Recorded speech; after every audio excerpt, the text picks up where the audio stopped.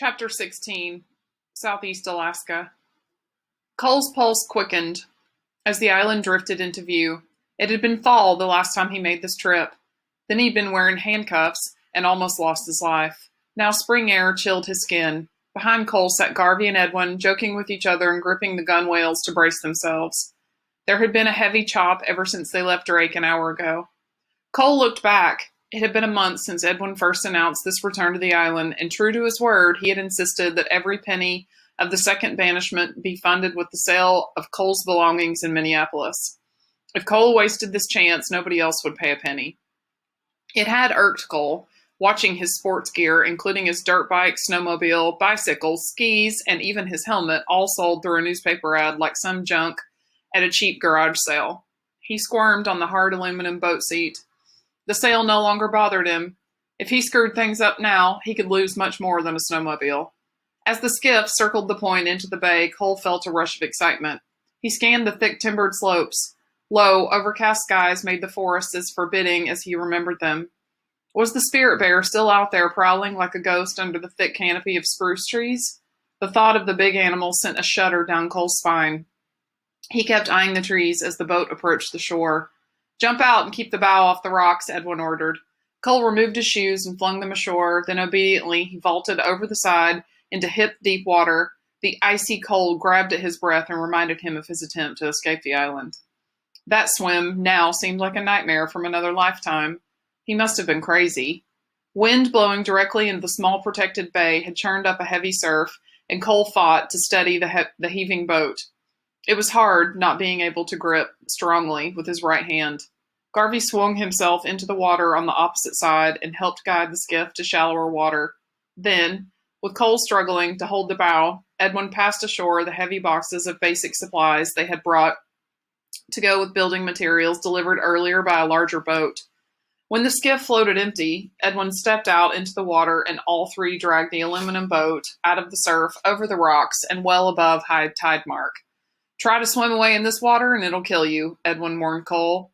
"I won't be running away," Cole said, retrieving his shoes. Already his feet were numb from the water.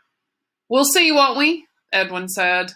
"So, what do we do first?" Cole asked, looking up toward tree line at the stack of building materials. "We don't do anything," Garvey said. "Everything is up to you now.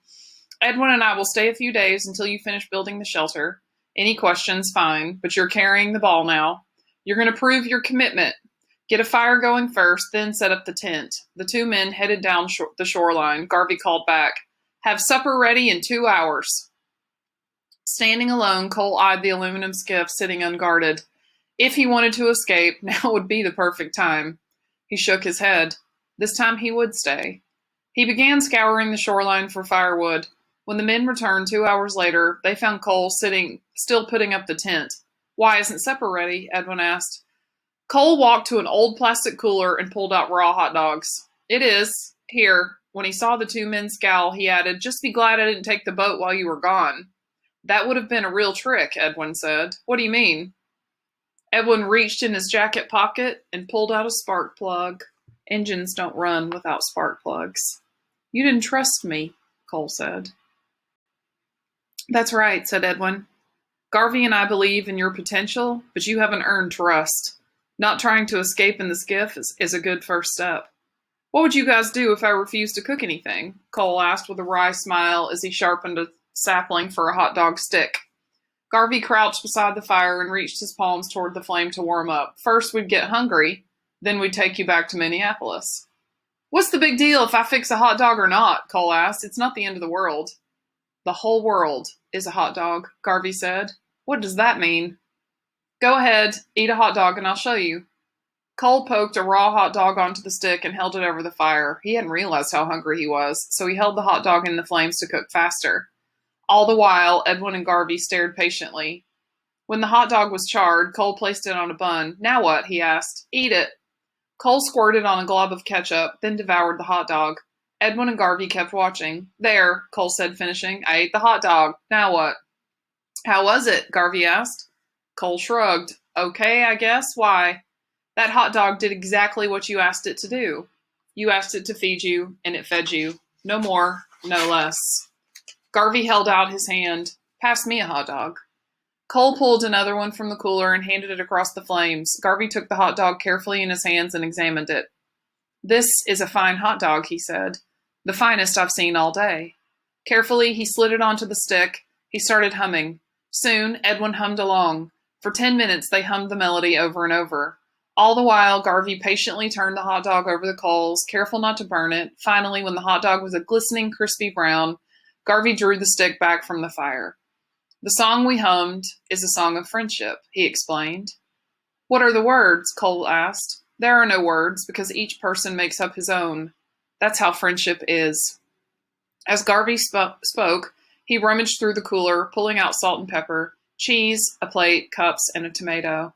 He leaned a bun against a rock near the coals to let it toast slightly, then wrapped it around the hot dog. "You gonna eat that thing or play with it all day?" Cole asked. Garvey smiled and kept working. He cut the hot dog into 3 pieces on a plate and lightly shook on salt and pepper. Next, he cut slices of cheese and tomato and put them on top. With a flair, he added a small circle of ketchup to each. Last, he poured 3 glasses of water. He handed one to Cole and one to Evan. "This is a toast to friendship," he said, raising his glass.